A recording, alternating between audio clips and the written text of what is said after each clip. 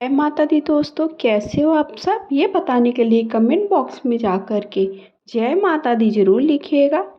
आषाढ़ मास के शुक्ल पक्ष की एकादशी तिथि को देवशयनी एकादशी या हरशयनी एकादशी के नाम से जाना जाता है।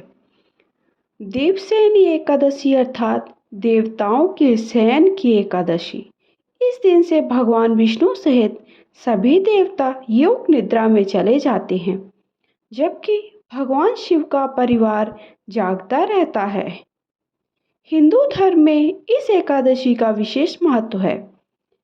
शास्त्रों के अनुसार देवशयनी एकादशी के बाद 4 महीने तक कोई भी शुभ कार्य नहीं किया जाता है। 4 महीने बाद देवउठनी एकादशी, जो कार्तिक के महीने में आती है, भगवान विष्णु नींद से जागते हैं और फिर शुभ कार्य शुरू होते हैं। हालांकि पूजा करने पर कोई पाबंदी नहीं होती। आषाढ़ शुक्ल देवशयनी एकादशी तिथि की शुरुआत 29 जून 2023 प्रातः 3:18 से, आषाढ़ शुक्ल देवशयनी एकादशी तिथि का समापन 30 जून 2023 प्रातः 2:42 पर है। देवशयनी एकादशी व्रत का पारण का समय 30 जून को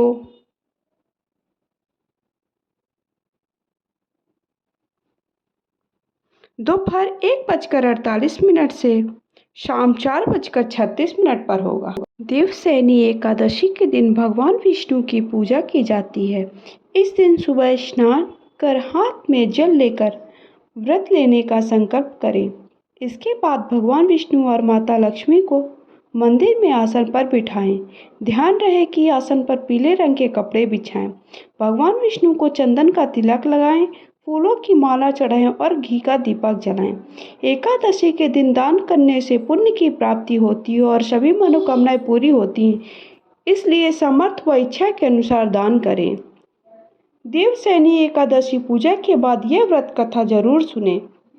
कथा के अनुसार एक बार श्री कृष्ण से युधिष्ठिर ने पूछा कि आषाढ़ महीने के शुक्ल पक्ष की एकादशी का महत्व क्या है। तब श्री कृष्ण ने बताया कि इस एकादशी को देवशयनी एकादशी कहा जाता। एक बार नारद मुनि ने ब्रह्मा जी से इसके महत्व और विधि के बारे में पूछा तो उन्होंने इससे संबंधित व्रत कथा सुनाई। ब्रह्मा जी ने कहा कि इस एकादशी व्रत को पद्मा एकादशी भी कहा जाता है। जो भी इस व्रत कथा को पढ़ता है उससे भगवान विष्णु बेहद प्रसन्न होते हैं। कथा के अनुसार एक बार सूर्यवंश में से एक महान प्रतापी राजा मंधाता राज करते थे। वे अपनी प्रजा का पूरा ध्यान रखते, धन धान्य से परिपूर्ण उनके राज्य में कभी अकाल नहीं पड़ा। लेकिन एक बार लगातार 3 वर्षों तक बारिश नहीं हुई। भयंकर अकाल पड़ गया। अकाल पड़ने के कारण प्रजा को काफी परेशानियों का सामना करना पड़ा। धन अनाज की कमी होने के कारण सार्वजनिक धार्मिक कार्य बंद हो गए। जब राजा तक ये बात पहुंची तो जंगल में अंगिरा ऋषि के आश्रम में पहुंचे। जब उनसे आने का कारण पूछा गया तो उन्होंने सारी बात बता दी। तब उन्होंने देवशयनी एकादशी के बारे में बताया। उन्होंने कहा कि आप पूरी प्रजा के साथ देवशयनी एकादशी का व्रत विधि पूर्वक करें। ऐसा करने से प्रजा को अकाल पड़ने से मुक्ति मिलेगी। तब राजा ने अपनी प्रजा के साथ यह व्रत किया। ऐसा करने से अकाल से मुक्ति मिली और राज्य के लोग फिर से संपन्न हो गए। भगवान विष्णु के योग निद्रा में जाने वाले 4 मास को चतुर्मास कहते हैं, लेकिन इस साल अधिक मास पड़ने के कारण चतुर्मास 4 नहीं बल्कि 5 महीने का पड़ रहा है। इस दौरान कोई भी शुभ काम और मांगलिक कार्यों की मनाही होगी। 5 माह बाद देव उठनी एकादशी के दिन भगवान विष्णु योग निद्रा से जागेंगे, फिर सृष्टि का संचार करने लगेंगे।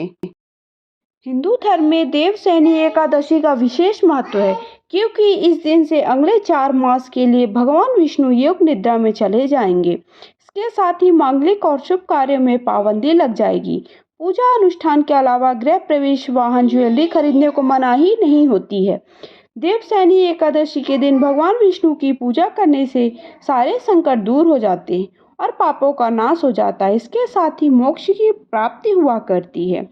ब्रह्म व्रत के अनुसार इस व्रत को करने से आपकी सारी मनोकामनाएं पूरी होती हैं। देवशयनी एकादशी सबसे महत्वपूर्ण एकादशी व्रतों में से एक है, जिसे पहली एकादशी के रूप में भी माना जाता है।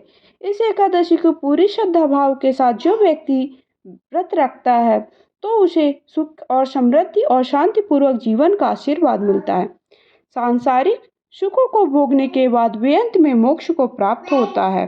तो इस तरह से मैंने आप सबको देवशयनी एकादशी व्रत कब है, इसका महत्व क्या है, इसका पारण कब करना है, व्रत का शुभ मुहूर्त कब है, साथ ही साथ व्रत की कथा क्या है। वीडियो पसंद आए तो लाइक शेयर करके कमेंट बॉक्स में जय माता दी लिख